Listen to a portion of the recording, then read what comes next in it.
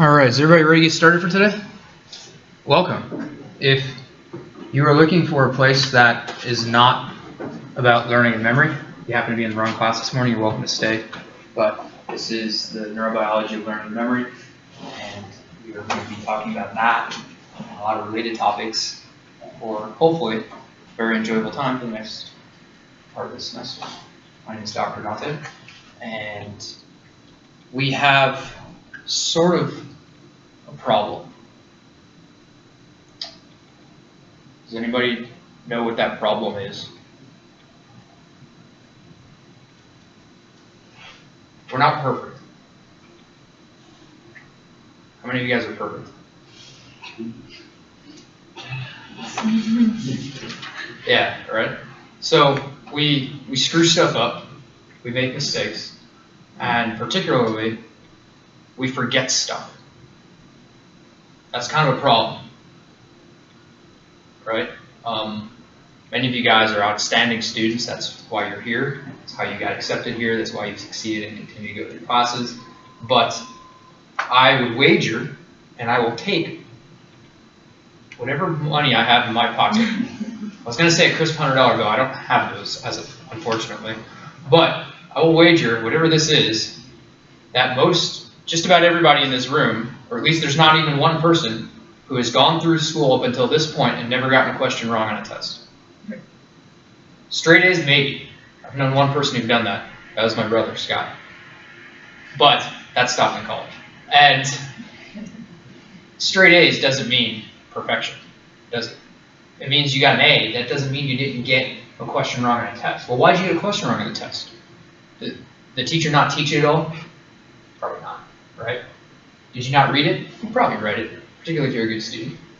You forgot, right? I mean, it happens. It's not a big deal. Kind of being a little, melodramatic about it, but sort of just underscoring the point that we have this fundamental problem, which is that we do forget stuff. It is normal, but it happens, and a lot of people find that really interesting to look at it from two different directions. One, why does it happen? How does it happen? But also, what can we do to try to make sure it doesn't happen at all? How many of you guys think that's a realistic goal? How many of you guys want to remember everything? Okay, 4 hands. Want to remember everything. Why do you want to remember everything? Seems like make things a lot easier. Why? Why would it make things a lot easier? Get more done, more productive. Really? Okay, so we have a hypothesis here. From what's your name? Annie. All right, Annie, what's up? So Annie has given us an insightful hypothesis that if she could remember everything, she could get more done. All right, can I rephrase it for you to say maybe we'll be more efficient? Yeah. Okay, why do you want to remember everything? Probably the same reason that I'd want to be more efficient. I wouldn't have to worry about where I put my phone. Okay, where do you put your phone? Depends on what time of when in the day you're looking for it, perhaps, right? If it's at like 6 a.m., maybe you go back to the party from the night beforehand, look around, and see what porcelain receptacle might be retaining it. Right?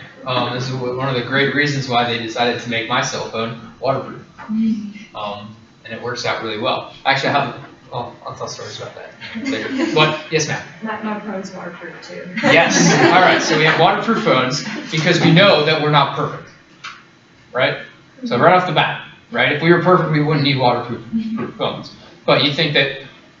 So, is your hypothesis different from... I'm sorry, I've already exhibited my lack of perfection and forgot your name. Annie. Annie, that's right. So, what was your name? Hallie. Hallie. Okay, Hallie. So would you say that your hypothesis is different than Annie's, or that you guys share the point of view that if you could achieve your goal of remembering everything, that it would be because you seek better efficiency? It'd be like, I think it's similar in that it's efficiency, but I also think it's more about, my thing's more about accuracy and like Okay. Preciseness. Accuracy and preciseness. Okay, so very closely coupled with efficiency, but arguably different things. Okay, what is your name? So hold on, I have Annie, Hallie? Hallie. It's getting close. Okay, so Annie, Hallie, and Anagencia? Anagencia. And Anna? Okay, Anna. You raised your hand too. You want to have perfect memory. Why? So that way I could use it in order to achieve other things, like if I knew or if I remember how to use math formulas correctly, I could create a new equation. Or if I remember the parts of a car, I could build a car. Okay, so we can remember how to do math equations better. You could remember how to build a car. That's pretty cool. I actually have aspirations to build an airplane. So if you ever want to team up, we can do that. They actually sell kits. You just build the airplane and then you fly it. It's really cool. Yeah, it's a lot cheaper than buying a plane. Huh? The quickies, and my friend was talking about that a little bit too. Yeah. Yeah, it's literally a box. You order and you get a box shipped to your hangar or garage. It's in a big wooden crate, and you get a bunch of metal in it, and it's like putting together a toy airplane, except it's bigger. Basically, you get directions, and it's like basically putting together furniture from IKEA. And then you order the engine, whatever engine you want, you just connect the parts. Yeah, so building cars, awesome. You gotta have a memory to do that, right? Be pretty tough to do if you forgot everything about the car while you're putting the car together. Okay, so we have a couple different hypotheses. They're very closely related. Francesca, you said you want to have perfect memory. Why? I thought about it after everyone was like talking, and I think that I probably wouldn't, because it would be really overwhelming. For example, like if you remember everything, you're gonna remember all the mistakes you made too. So you're gonna remember like all the right things and all the wrong things. But yeah, you don't want that. No, you don't want that. Okay, so let me see here. We have And all the fights you have with your siblings. Traumatizing events. Okay, so we had efficiency. Efficiency was one idea. You guys don't have to write this down, by the way. I'm just keeping track of things. And then we had accuracy. Accuracy and preciseness. And dry cell phones. And dry cell phones. Okay, so accuracy,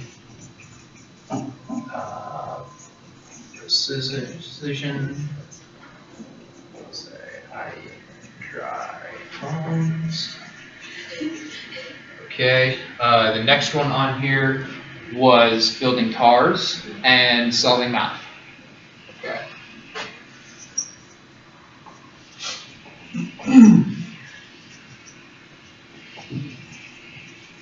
Math. And Francesca, you said Change my mind. you changed your mind, and it was because of? Because ideally you could be more accurate, but if you had all these things going on in your mind, I would get really distracted thinking of all the things that I remember if I remember everything. So it would make me less accurate and less efficient. Okay, so now we actually have an alternative. Any people here already take statistics? You know, like alternative hypotheses, null hypotheses. All right, so we have other hypotheses. Okay, so we have one defector. So how many people here, I forget if there's a prereq for this class, but is it behavioral neuroscience? Has everybody here taken that? Does it mean not taking it? No? Okay, so everybody's taken that class, which means that because you've demonstrated your mastery of that level by virtue of passing that class and the competency reflected by your grade, that I can give a pop quiz right now. I can pass out these pieces of paper. I can ask you guys all about what the role of the different structures of the medial temporal lobe and the hippocampus are. The entorhinal cortex, the hippocampus, the parietal cortex. Are you guys excited right now? No, it's a horrible idea, right? Okay, you're excited, yes. Awesome, right? But, you know, you're a little rusty, right? I don't know if I really want to take that test right now, right?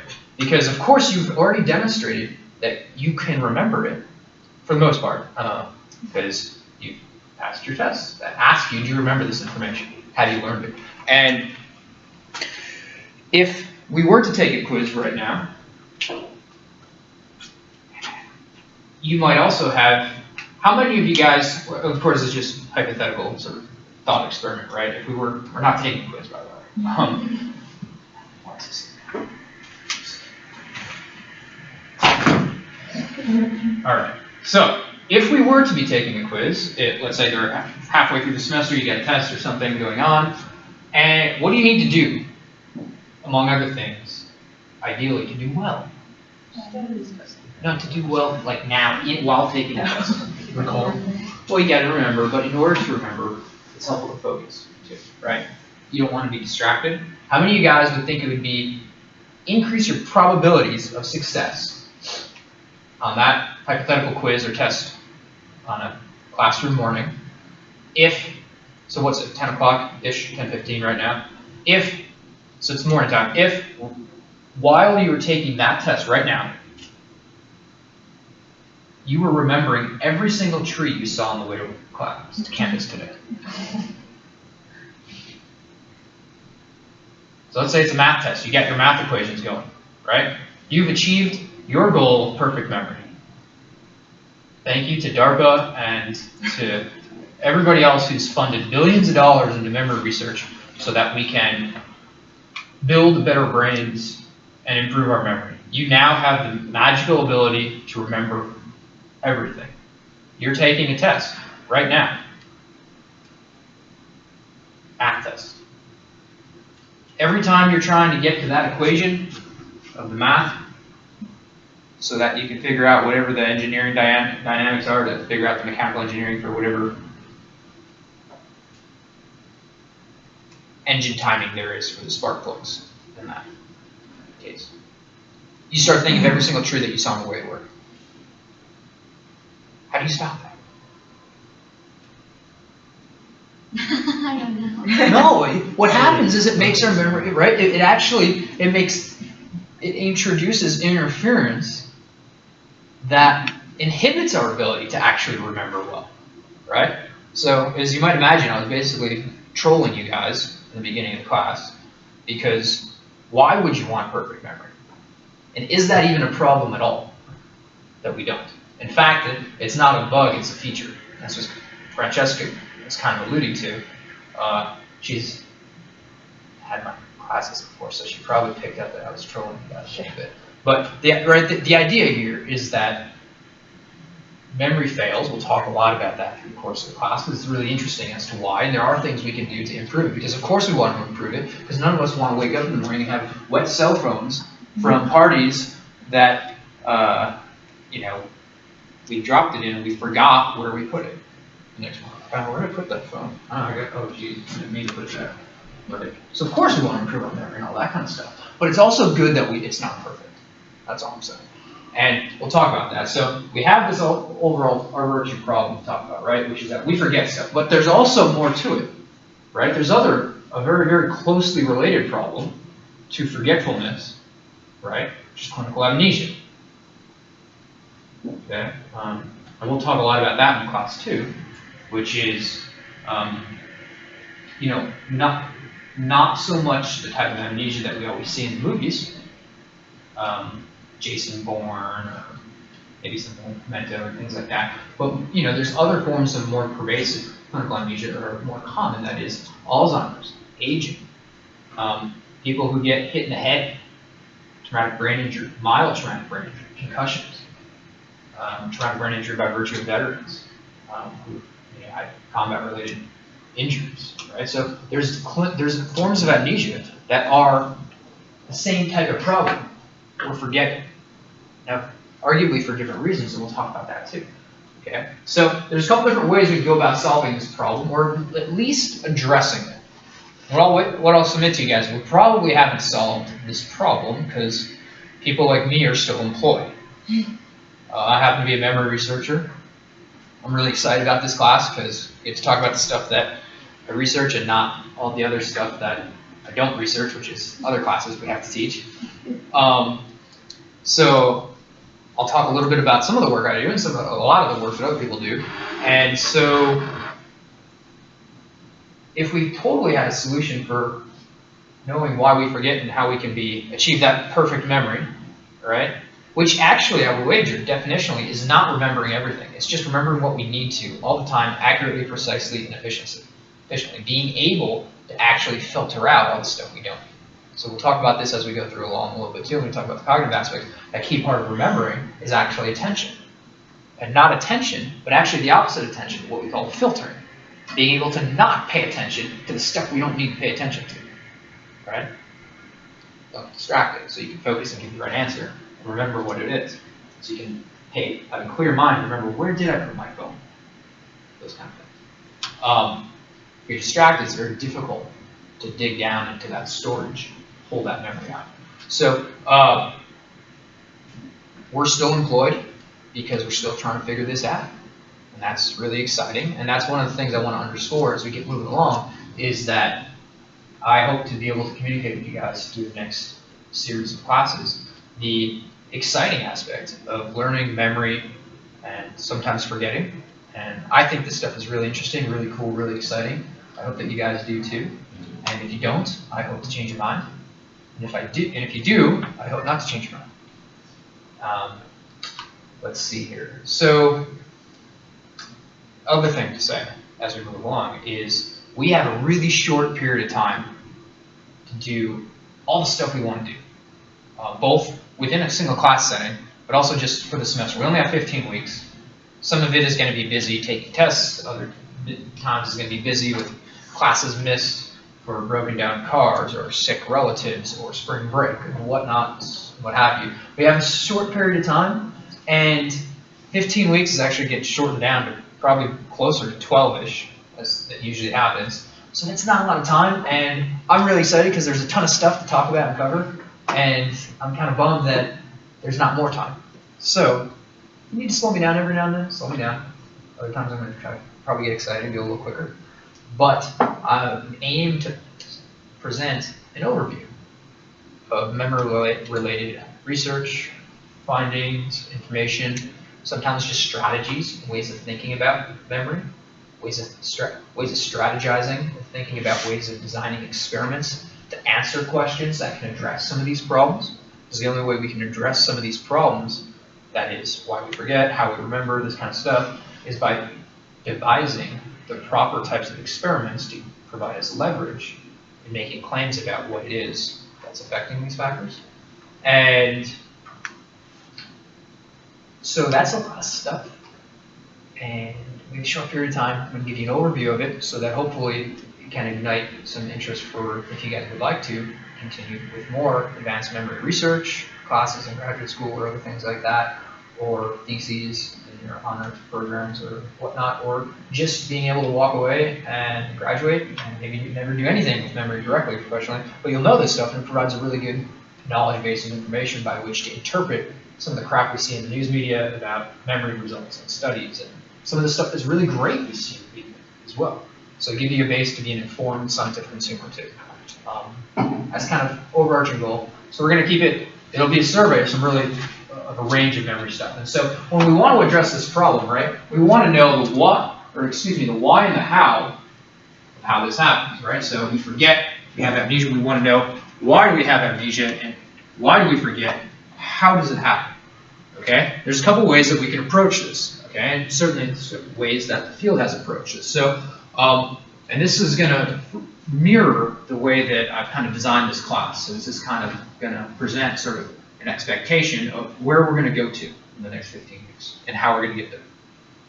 So one way we can look at this is cognition and behavior, right? If you can't find your phone, right, that is a behavioral observation that an observer could make and say, oh, I don't need a brain scan. I'm just observing her behavior. Was it a successful memory? Did she find the telephone? Or did she not? Right? That's just watching behavior and making inferences. Same thing, maybe you have the telephone, but you don't remember the telephone number of your friend to call. See what I mean? So it's a really powerful and important way that's really guided the field for most of its trajectory. Now, in recent advent, we've come up with more neuroimaging and other types of biological measures, but for the most part, most of the research on memory has been done through cognition and behavior, which is one way that we can also assess deficits of amnesia. Most of you guys have had behavioral neuroscience, so I presume that everyone here is familiar with Korsakoff syndrome. Anybody remember something about memory and Korsakoff syndrome? Yes? I know a lot about it. They have a vitamin deficiency, and it's because they drank alcohol and didn't get enough thiamine. Yes, but And memory. what? But memory. Yeah, they did. So they didn't get enough thiamine, and so I think it was their hippocampus is damaged, so they lose their ability to. I think it was just memories of the past, or no, it's future memories. So you don't actually have memory of it Yeah, because you forgot. apparently I did. Fine. So you're right on. It's usually the damage extends beyond the hippocampus and other cortical areas and stuff as well. But the way that, how do we know that they have a memory deficit? I guess this is kind of what I was alluding to. Cognition behavior. Sergei Korsakov, the Russian physician, went in with what in his hand?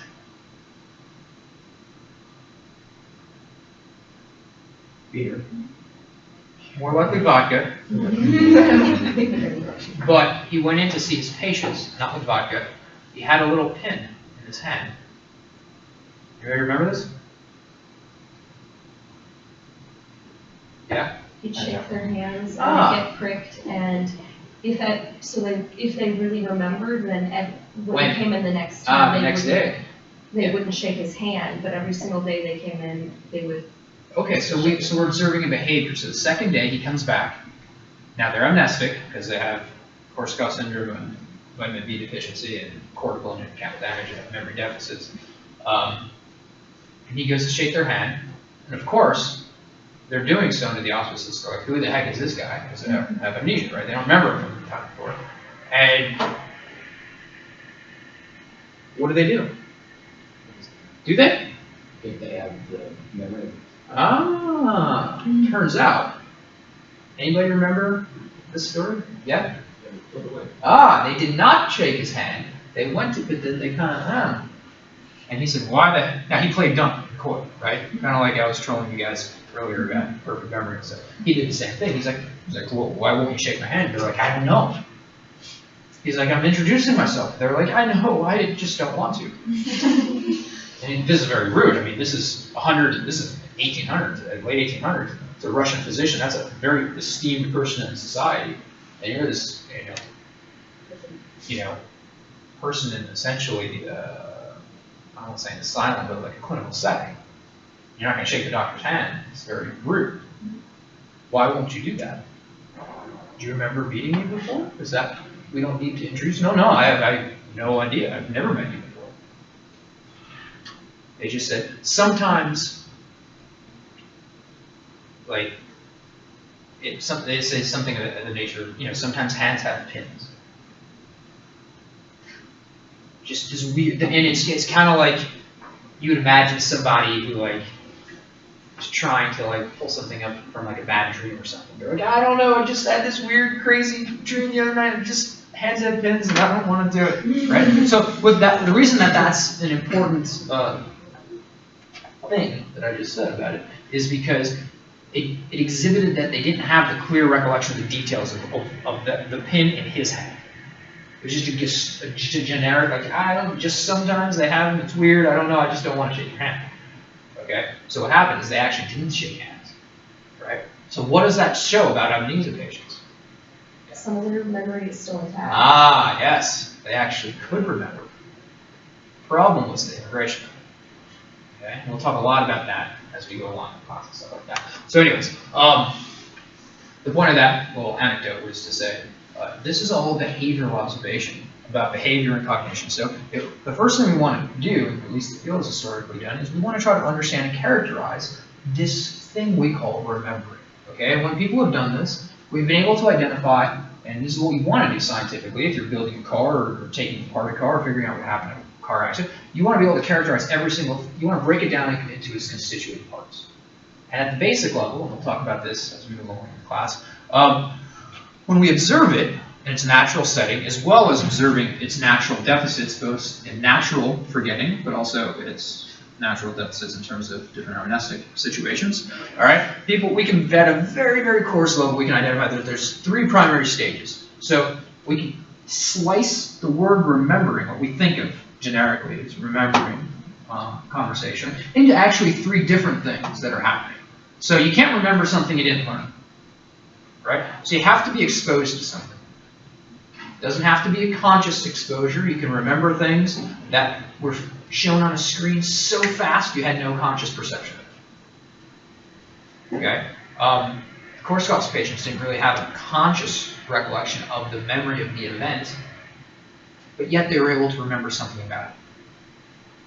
Even if nothing else, it was just a motor memory, they just didn't want to put their hand out, okay? So you have to learn something. It has to be exposed, you have to see it, right? And second, and we'll jump to the end, later, and there's a ton of stuff that we're presented with that we learn that we have a lot of problems retrieving. This goes back to our main problem. Why can't we get 100% on every single test we've ever taken in our life? Well, there wasn't a problem here. You guys are all awesome students. I'm sure you guys studied your tails off, and you know, you learn stuff, and then you come out of the test, you're like, oh, and you couldn't get that one answer, and then you're like, oh, that's what it was. When you look at the book, you had a retrieval failure. Okay?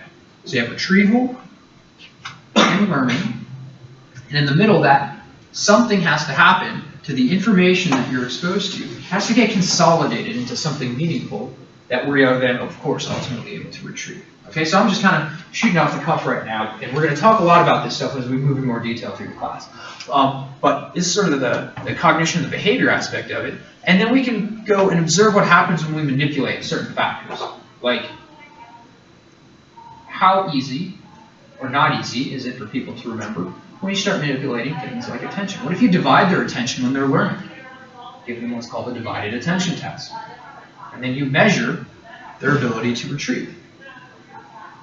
Will different groups of people perform higher or lower in their performance based upon if they have divided attention? Now we can understand some of the factors affecting them. This is all a behavioral cognitive level. Because it's kind of where we started off. We just wanted to know about behavior and cognition. We just wanted to know, like, why can't I remember where I put my phone? Right? That wasn't a question of, like, how does the hippocampus work in integration with the frontoparietal cortical loops? Right? You're asking about cognition and behavior. So we'll start here, because this is where a lot of the field has started. And one of the reasons I start here is also because we can learn about a lot about this to help us learn about the other stuff. So we're going to talk about the first chunk of class, the next couple weeks, cognitive studies of memory, which is teaching us what do we know about how people learn and remember. Why is that helpful to you? We're going to have to learn and remember. Yes. We're going to learn a bunch of more complicated neurobiology stuff right after that you kind of want to learn and remember. And it hit me about 8 months ago, or sometime through teaching it last year, and I was like, you know, teaching memory at like the end of the class, the end of the semester, why the heck are we doing that? Right? It's like, well, you should have done that at the beginning because people were trying to learn and remember all class. So now I try to do that at the beginning. We'll learn about some of the factors affecting how people can learn and remember. Hopefully we can then draw upon that to improve study habits and things like that that will help us all to learn and remember better. So we'll start in that, and then we go, of course, to secondary questions that follow suit, almost hand in hand. So historically, right, we talk about this cognition and behavior and all this kind of good stuff. But when we do that, there's a natural question that follows, for the most part, through simple reductionism, which is just, well, cool, but there's got to be more to the story, right? Korsakoff's, we studied behavior, but we know it was based in the brain because that's where the problem was, right? So you get this chicken and the egg problem, sort of thing, right? And of course, as you might imagine, it's never one or the other. It's the cognition and biology is closely interwoven. so tightly that you can't really have one without the other. And we'll start talking about the integration of those. So we'll move from our cognition and behavior to actually asking some questions about, well, what are some of the underlying biological factors under here? And we're going to take sort of the middle chunk of this semester and dive into understanding the cells and molecules that people have found are heavily involved with supporting memory and sometimes forgetting. Okay? And forgetting we talk about as a problem. Right? We talk about memory as the goal. Anybody think of examples of times when that framework is wrong? Traumatic events. Traumatic events. PTSD. Right? Memory is the problem. You're remembering too much. Right? Some people under those particularly serious situations would love a magical pill that could make them forget. Okay, so you know, just some semantic issues of, we talk about these things, it's all kind of relative. And we'll talk about basically some of these cells and molecules that are involved in both remembering and forgetting. Okay? And when we talk about that and forgetting, it doesn't mean that it's necessarily always in a bad way. People are using this to try to strategize some treatment approaches for some of these clinical situations. And of course, if we're going to talk about the underlying biology, the cells and molecules, we're going to talk about form and function. Okay, so we'll have structure and function, basically anatomy and physiology that go along, that these cells and molecules build up into. Very similar to like maybe the approach that you might have taken in behavioral neuroscience, building up from cell and molecules up to form and function. So we'll look at physiology, look at anatomy, and then we'll also look at some connectivity, because of course, you guys know that things aren't modular in entirety, right? You guys talked about localization versus holistic functioning, okay? There's long historical debate, right? It's not one, it's not the other, it's a little bit of both, yada, yada, yada. Importantly, where that debate has arrived at in modern times isn't structure, isn't local or global functioning, it's the connectivity among them. So we'll talk about that a little bit too, okay? And then finally, the last chunk of the class, we're going to talk about the integration of these systems, okay? Integrations of the cognition with the biology, okay? So we're going to start off talking about studies of cognition behavior in human beings for the most part. We'll break down then in the middle chunk talking about cells and molecules for the most part in other species, sometimes in a simple petri dish, okay? Other times we'll do some marine biology on sea snails. Other times we'll talk about mice, rats, monkeys, and who knows, maybe some other species in there, maybe sea lions. No, yeah, well, maybe we'll talk about sea lions. Actually, that's a really cool thing. And so we'll talk about that stuff, but then we want to integrate all this stuff back together, and we'll try to weave a cohesive story as we move along, okay? Try to put these pieces of the puzzle and see how they might fit, or maybe how they don't, okay? The goal is to not tell you how things are, it's to tell you how we think things might be based on what we've seen, and we've only seen a tiny little snapshot, and we only have 12 to 15 weeks to really cover material. I've been working on memory for 15 years. I wrote a doctoral dissertation on it. We did for 5 years, did lots of stuff. And I know like a tiny little sliver, and I'm not even convinced I know a flying hoot about that sliver. Okay, so we're going to cover a little bit, and we're going to try to, actually we're going to cover a lot, but it's actually a little bit of the big picture, and we're going to hopefully try to make it fun, and I want to use it as a primer and a launch pad to be able to explore other ideas subsequently and hopefully ignite your interest to continue on. Does that sound reasonably good? Okay, awesome. So let's see here. Yeah, and see how it might not fit, because the story is yet to be told. And you guys will be the people telling those stories. It'll be your body of research that'll come through and do the next really cool, exciting thing that sheds light on some areas that we're not even looking at yet. Some of it by accident, some of it on purpose.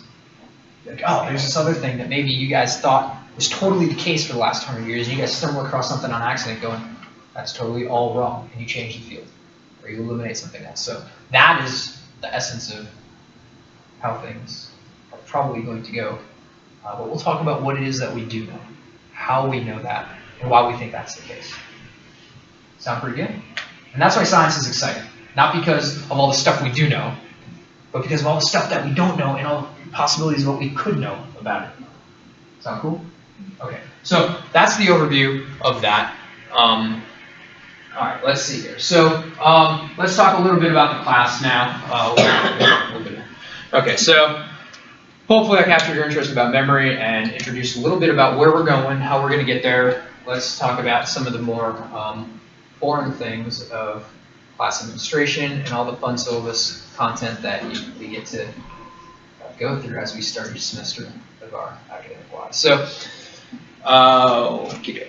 actually, can we get back where we started? So this is, of course, Neurobiology of Learning and Memory. You guys all know the class location because you're here. But in case anybody gets amnesia, or you just listen to too much of Black Eyed Peas and you just can't, that's amnesia. Alright, this is where we're at. My office is in Green Hall. It's a little bit down in campus on DBS. 4th floor, right outside by the elevators. So come by and see me anytime. I have office hours, particularly for this class, Wednesday 2 to 3, but also by appointment.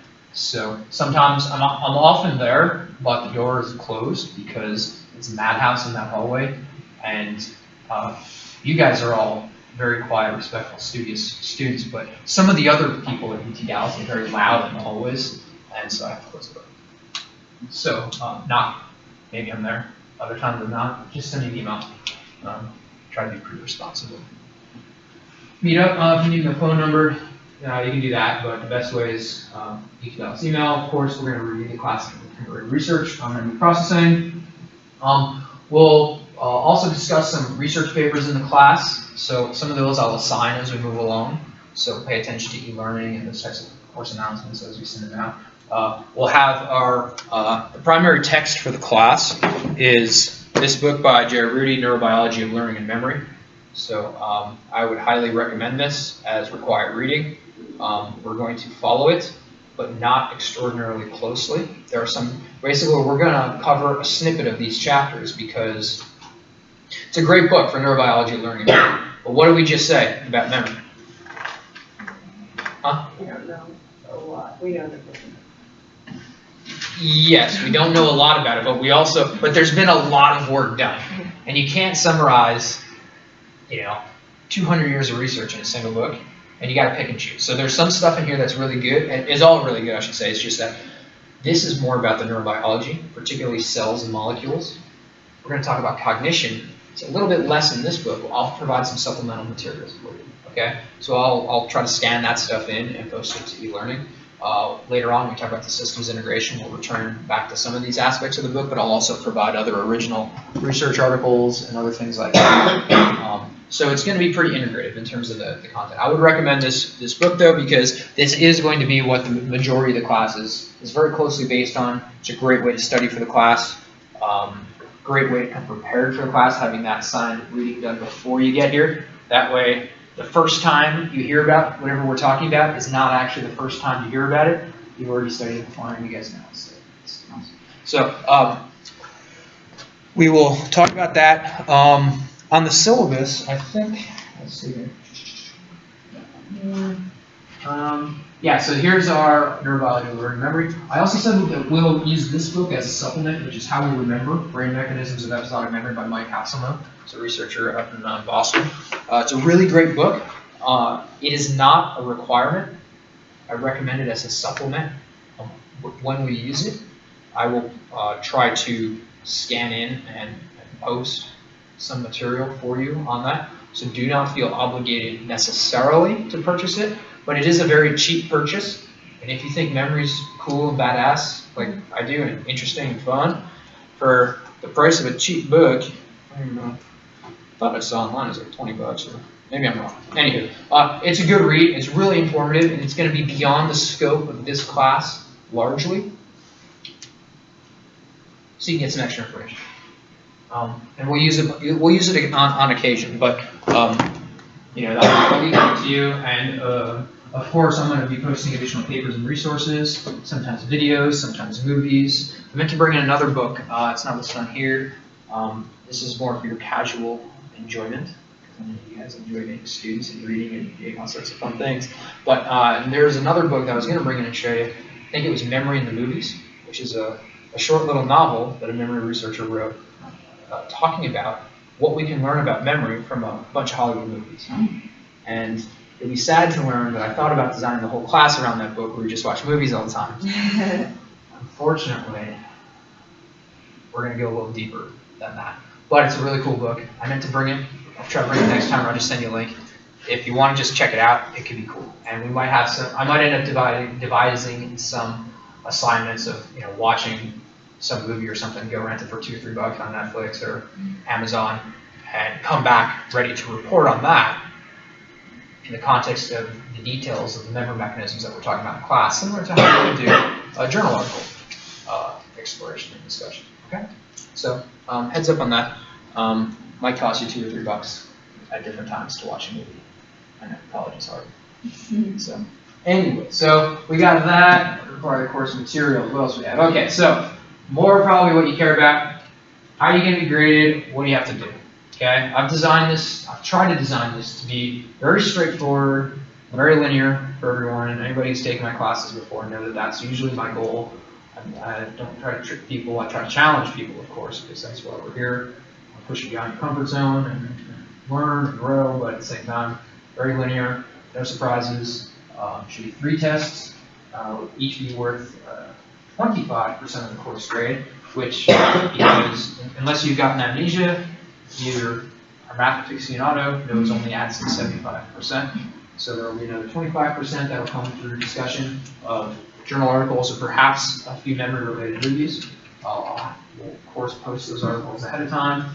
People will be responsible for reading them, critically analyzing them, which means analyzing them with a critical eye for what might be wrong, but also appreciating what might be fantastic and right and genius about it too. And of course, there can be both of those things in a single paper too. And coming to class prepared with questions that you would ask the authors if you had a chance to have one. And that, and also concerns and questions just about the article that you feel like discussing. So it is important to come to class. You're not being graded on. I'm not trying to be anybody's babysitter. I'm definitely not taking attendance. So I mean, come and go. But there is a quarter of your grade that's based on interaction in class and discussing journal articles that reflect that you did the work studying and reading, coming to class prepared, just like you would for a job. Come into a job Monday morning, Thursday or Friday, the boss said, here's a memo, we're going to talk about this in the meeting. Everybody's expected to come have that memo read. So let's see here. So grades will be ABCD, standard grading format. I'll use pluses and minuses because it seems to reflect people's best learning, except I always offer this opportunity at the beginning of every semester to be voted down. If you guys don't want pluses and minuses, this is the time to speak. And I always find it interesting because people have different opinions on it, but it doesn't actually benefit people to get rid of them. They think it does, for the most part. But it's a gamble, right? Because if you think you're going to get a 71, you should get rid of the pluses and minuses, because you walk out with a bumped up little GPA counter, right? But what if you get a 79? Right, so it's just, I don't know. I use these, I will use them for a class this small because I think it gives you a better, accurate reflection. But I offer everyone the opportunity to vote that down if for some reason there's mass dissent. You guys feel pretty comfortable with plus and minuses? Awesome. Okay, so we'll do that. 3 exams, blah, blah, blah, blah. We'll be taken from both the lecture and the text, or the assigned readings. And we'll talk about this in the cognitive aspect. Some tips that I can give you, because I'm a learning memory guy, people always ask, how are you going to remember the best? You perform the best if you actively engage with material. So active engagement, repetitive exposure to material. What does that translate to in the world of academia? Study every day. Okay, that's always a really disheartening thing to tell people, but it's funny how it works, though. And try not to just cram beforehand. It makes it difficult to retain things. Obviously, we'll talk. I don't know if we're going to talk so much about sleep. It's a really kind of burdening field as well about memory, but get a good night's sleep beforehand, lower your stress. And if we're lucky, actually, we'll talk about a little bit about exercise too. Exercise increases neurogenesis in the hippocampus, which is the structure that's key involved in memory. So, anyways, repetitive dispersed study. Basically, try to study every day as often as you can. It's going to lead to better learning. Okay, we talked about the discussion questions and things like that with some papers when they're given. All this stuff should be pretty straightforward. So, in that regard, 3 tests, knock them out. They're pretty straightforward. They will be, to the best of my knowledge right now, held in the testing center underneath the library. You just go there, open up e-learning, answer the questions, zip, zip, zip, zip, zip, go home, try not to lose your phone parking that night. Pretty straightforward? Okay, no tricks. If you miss an exam, just let me know ahead of time. Okay, I get it, emergencies, things come up, that's cool. I have to put a bunch of disclaimers and legalese in syllabus, but that's the idea. Just try to provide the supporting material, basically standard UTD policy discussion thing. Yeah, okay, all stuff there. Let's see here. Grades won't be curved. This is just, all stuff that I just front load in classes because people always ask. So we'll curve the class. We're going to follow traditional rounding convention, so we get 0.5, that rounds up. 89.5, congratulations, you got an A. A minus actually, I guess. But so all of that, my goal is for you to achieve excellence in understanding these elements of learning and memory.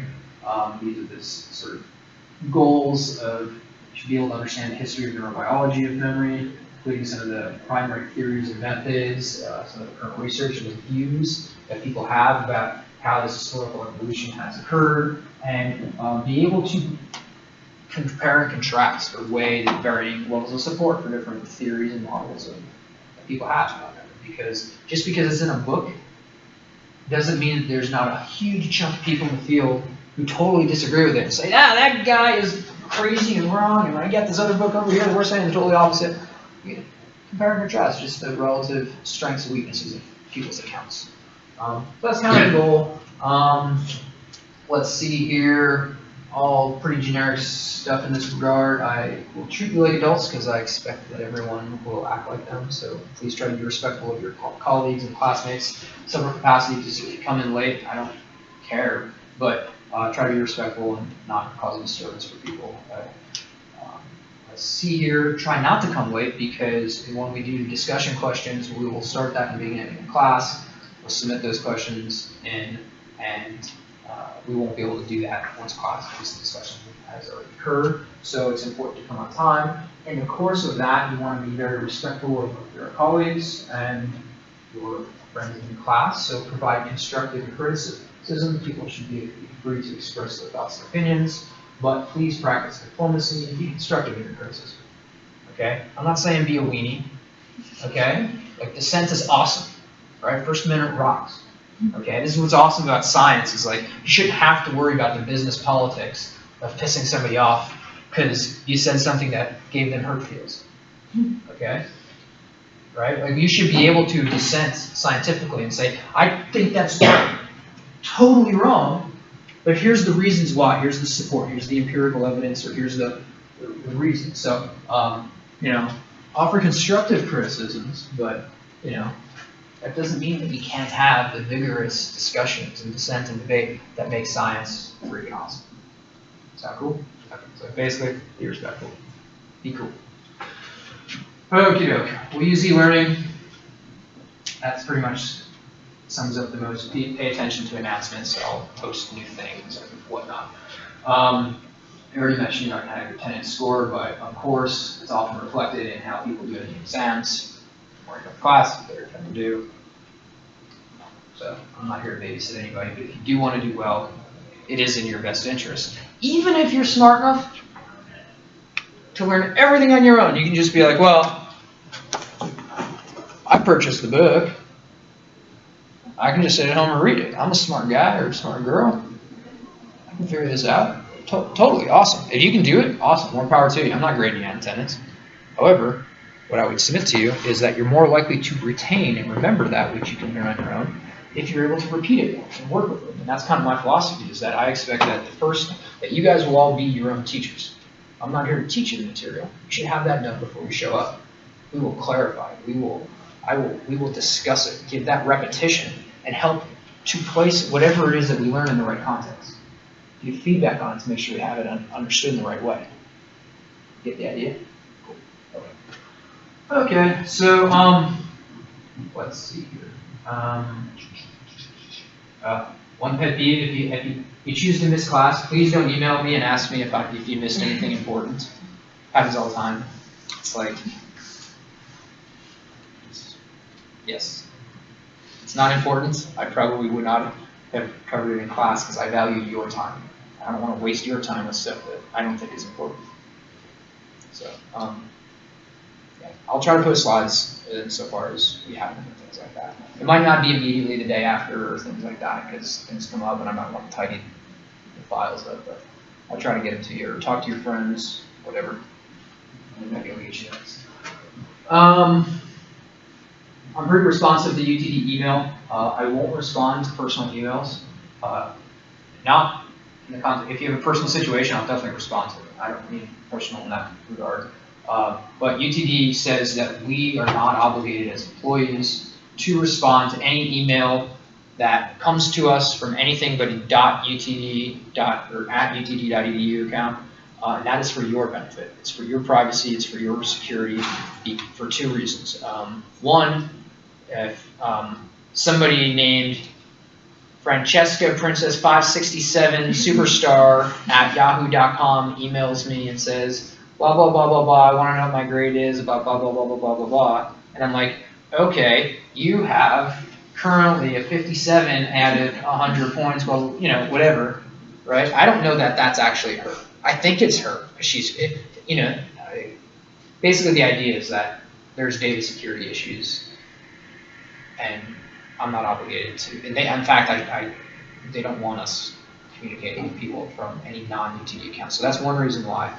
Second reason why is when I do that anyways, and people suit it to like they're from their iPhone or they have it forwarded or some other, you know, you can swap the Gmail thing. It actually, there's been times where students haven't received the information. So I'll be sending them all this stuff like, okay, the makeup test is here. I sent this special makeup test for you. You're over and over and over again. She doesn't come. I get all pissed off. I think she's slacking off. Give her an F on the test because she didn't take it. She failed it. Didn't take it 2-3 times. She said, well, I never got the emails. I'm like, well, look, here's all my sending. All way. Come on, come to the test, come to the test. And it turns out the domain thing didn't transfer over to the phone or something like that. So when I say this stuff, it's because of your benefit. So please use UTD email. I'll be very responsive so far as I can. And only thing I ask is please don't email with questions that we've already answered in class. Okay, that's for your efficiency and mine. If I teach other classes, if I spend half of the day answering some of these questions in behavioral neuroscience about everything I just talked about that day in behavioral neuroscience, guess what I can't do? Respond to your email. You know what I mean? So, and so if you do, I'll probably just, I'm not being short or curt or a jerk, but I'll just respond real quickly. I just check out your syllabus. So that's not an effort to be mean, that's an effort to be efficient. You want to be efficient. Okay. Office hours, I mentioned, this is a new thing I'm trying this semester. I've had the last couple semesters, everybody comes the day of or the day before the test to office hours. It typically doesn't work well because they're like too overwhelmed and basically they're procrastinated too late. So I will hold office hours regularly all the time, except for on the week of an exam, which is only 3 times for you guys. And just catch me another day or something like that. Just send me an appointment. But what it does is I find that it enables people to procrastinate. And it's not a favor to you guys in that regard. So I want to do favors to you guys and help you guys do better. So if you have questions, just email me and I'll just meet. I don't want to do it the day before the exam or something like that. Actually, I don't think it's so much of an issue for this class because I think most of our exams are going to be on the Mondays. So it's not really a big deal. So forget that point. Of course, no cheating. UTD honor code, all UTD policies followed. Good times. Okay. Anything else here? Of course, eval at the end. They appreciate that. I appreciate that. Be honest, be kind, be a good colleague. Policies and procedures, that's all there. If you guys are really want to nerd out on UTD policies, you can follow that link and find all sorts of other syllabus legalese. So I can watch right at 11? You have 15 minutes? Okay. This is the overview, very much in line with what we've already covered today, of where we're going and how I envision seeing us get there.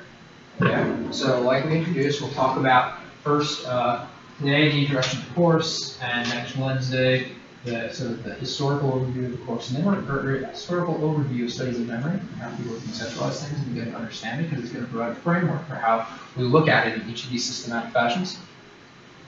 We'll start with the first little bit talking about some cognitive mechanisms of memory, and then we'll move into the cellular domains that we talked about. So we'll talk about the cognitive behavioral aspects. The primary reason, because I want, if you take just a little bit away from it that you can remember, we'll talk about, for the most part, we forget nearly everything we come across. We've already introduced the idea that that's a good thing, because we want to forget all the crap we saw on the road coming in that was totally inane and useless coming into campus today, right? But remember just a little bit of what we covered from this stuff hopefully will help us learn and remember the rest of the stuff just a little bit better. So we'll talk about cognitive behavioral stuff, move into some of the cell and molecule aspects, and then we'll get into systems integration. We'll talk about my favorite sections, which are hippocampus.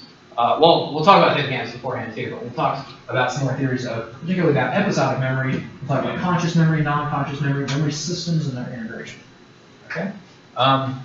By episodic memory, what we mean is our memory for episodes, right? Which is, so what happened on your 18th birthday? Where'd you go? Where'd you have a piece of cake? Whatever, right? You have to mentally travel back in time to remember the episode, as opposed to remembering, if I asked you, what is this?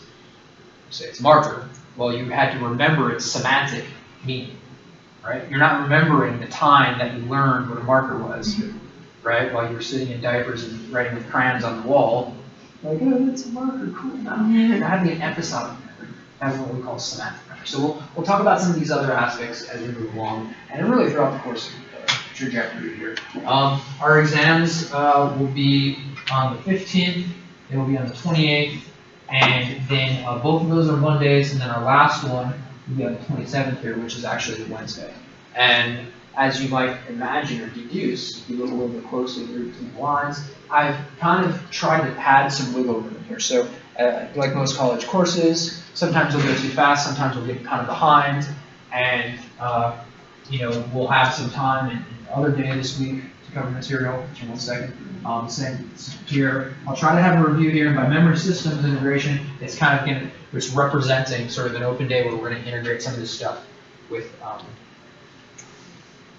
flexible material based on what you guys want to cover and what you guys find interesting. And this allows me to be adaptive and responsive to your interests and what you think is cool, but also the level of wherever it is that we progress to. So this is sort of a map, but it's not a rule book. It might change. It's kind of like Pirates of the Caribbean. And the guy's like, they're not rules, they're more like guidelines. Okay. So do you have a question? Yeah, do the exams cover the material just prior, so the first exam will cover chapter 1 to 9, or is 9 included in the second exam? I mean, the exams are going to cover everything before. So chapter 1 through 9? Yeah. Oh. Which, yes sir. What will happen on Wednesday of the exam, on exam week? I'm sorry? During exam week, it says over there that in exam 1 that we have February 15th to February 17th. What will happen in the 17th? Yeah, so that's what I mentioned a moment ago, which is that this week is left open because there might be some. So then we'll probably start talking about this, or it might cover some extra material bled over. That's why I said we open some flexibility in here, because it's a guideline, not a rule, that allows us to be flexible and adaptive and responsive to the student needs, where we're at, and also our interests. Or maybe you want to cover something else that's really cool or something like that. Question? Okay, cool. Yes. So, yes, sir.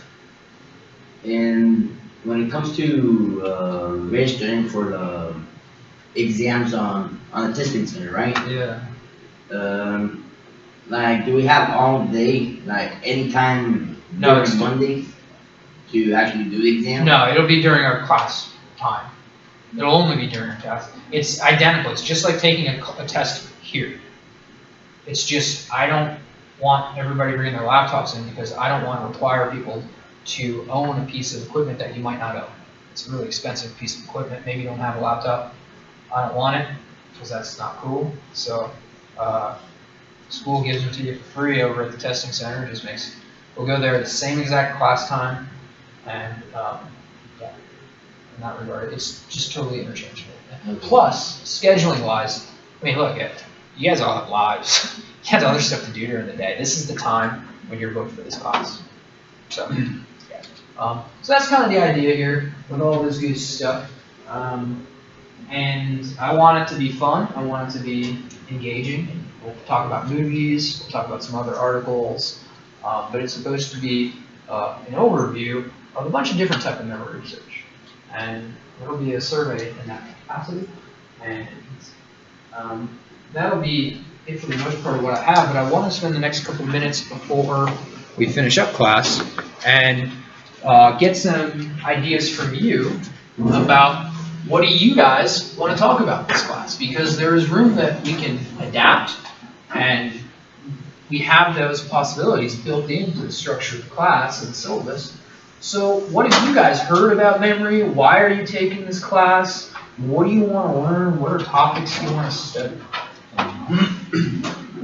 I feel areas concerning memory that I would be interested in would be maybe supplement nootropics that could help with not only memory but maybe even recollection, bring things up from before.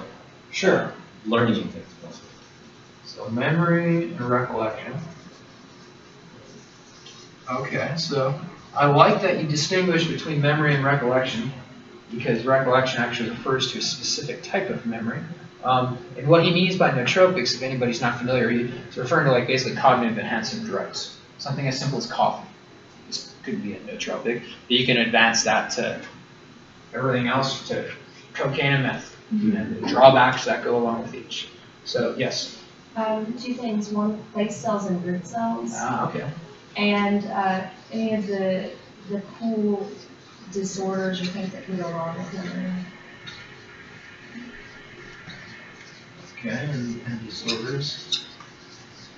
Thereof. Okay, so explain what grid and place cells are to the people who might not be as familiar. Well, they're in the hippocampus. I think at least place cells are in CA3, and they're used as memory of places. So place cells, each place cell is like a spot. So you have one for when you walk right through the door, one over by the podium.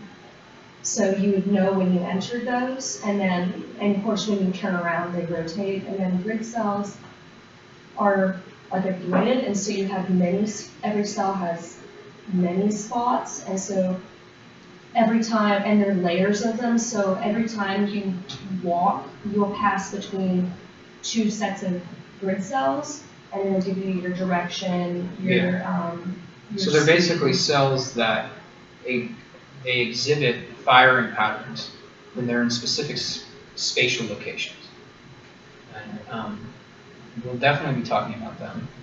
And they're not just in the hippocampus, they're in the entorhinal cortex, which is where the grid cells are, which aren't about being in a particular space necessarily as much as within parameters of a certain, you might call it, grid. So we'll talk a lot about that. It's a very trendy fad right now in the field, not only in that in a bad way, I mean in a good way. It's one of the leading things in the field. They awarded the Nobel Prize to people who discovered that work. Just this last November in 2014, I had the chance to make friends with one of those Nobel laureates, actually, this past November. I'll tell you that story when we get to that class. But okay, so we have place cells and grid cells. Anything else? There's errors in reconsolidation. Okay. Like imagination inflation. Errors in reconsolidation. And what else? Such as imagination inflation. Okay.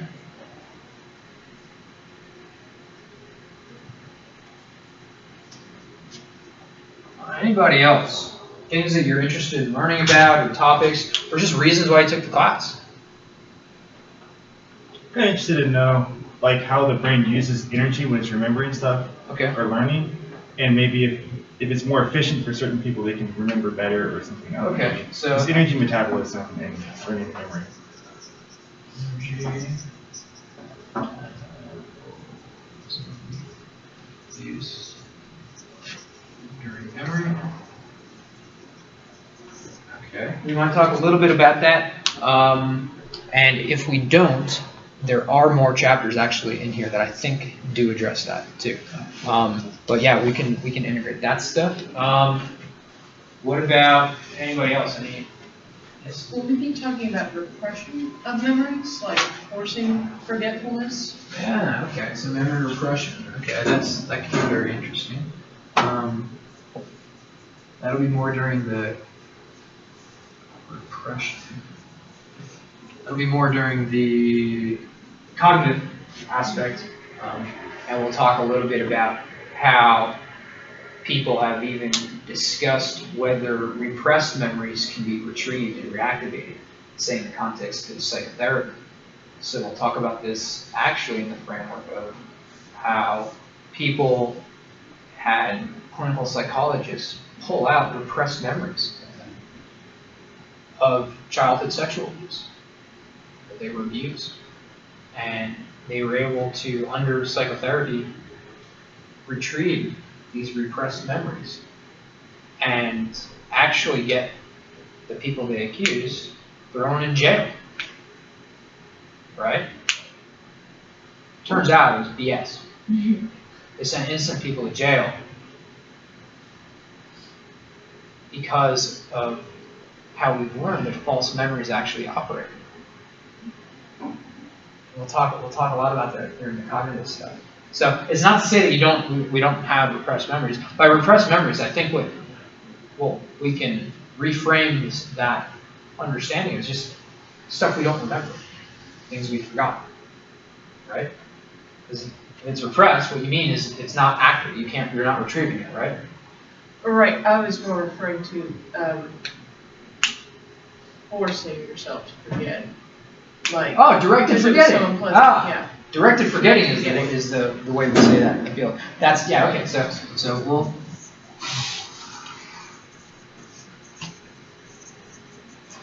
Directed forgetting is different. That's like when I cruise through a bunch of syllabus legalese and I go through stuff. I'm like, you don't have to pay attention to that, right? I just present it to you. I'm like, no, don't remember it. That's all. Yeah. Okay. So that's directed forgetting. There's actually a whole little field of people who say that. We can look at that a little bit. Anything else that seems cool or interesting? Yes? Are we gonna see some of the other books? We can talk. Yeah. Some of my papers we will talk about maybe right towards the end of class, but we might touch upon them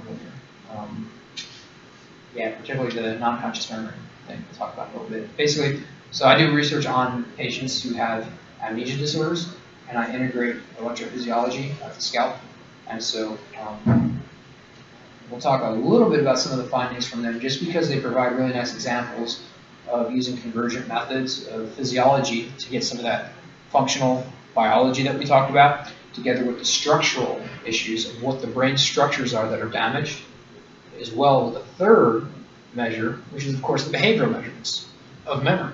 What can they remember? What can they forget? All right, so they're really nice examples of that, and it's not because it's my work. It's the same about other people. It's just not a lot of people there's not a lot of other studies that put all those measures together. So we'll talk about them in a little bit. Yes, ma'am? I don't remember what this is called, but it's how we mostly what we remember are like it's kind of like our brain remembers just general ideas. So like if you showed us a bunch of pennies, it'd be hard for us to tell which one was the actual penny because we remember like it's like a scheme or something. All right, so we'll talk about pennies. We will talk about that in again the cognitive side of things. And again, I just to sort of circle back, that's why I want to start with the cognitive behavioral studies of memory, because I think that they introduce a lot of really interesting phenomena that kind of leaves you scratching your head going like, what the hell? How does that happen? Why does this work? Right? Which then, the way to answer that, why does this happen? How does this work? You have to understand, then we can look at the cells, the molecules that help to inform the answers for that. How does that happen? Right? So I want to introduce about the phenomenon, and then we can dive in. So yeah, so what do we have? Is that just about our class time? I understand it. It's like 11:13. I'm sorry? 11:13, I think. Oh, do we go to 11:30? Is that what you said? Oh, No, no, it's 11:15. I was saying Okay. I said it's 11:13 right All right. Well, if you guys have questions of me, let me know. Send me emails or talk now or whatever. If not, we'll try to get out a little bit early, and hopefully you'll have a real good semester. It'll be pretty straightforward, pretty linear. I'm looking forward to it. So, nice meeting all of you guys, and I will see you guys on Wednesday. And we'll talk about the first chapter in the introduction. Yes, ma'am. Two things. One, when you were talking about the PTSD thing, was weren't those medicines, like they're like a cholinergic antagonist?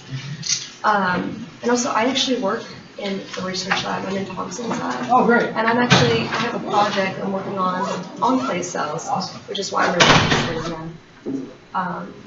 Am I allowed to come to your office here just to like talk about neuroscience? Totally. Okay, cool. Okay. Bye, thanks. Yeah. Hey, this might be a little late to ask about this, but It's the first day. It's too early. I know, but is your lab with any research assistants or anything? Not right now.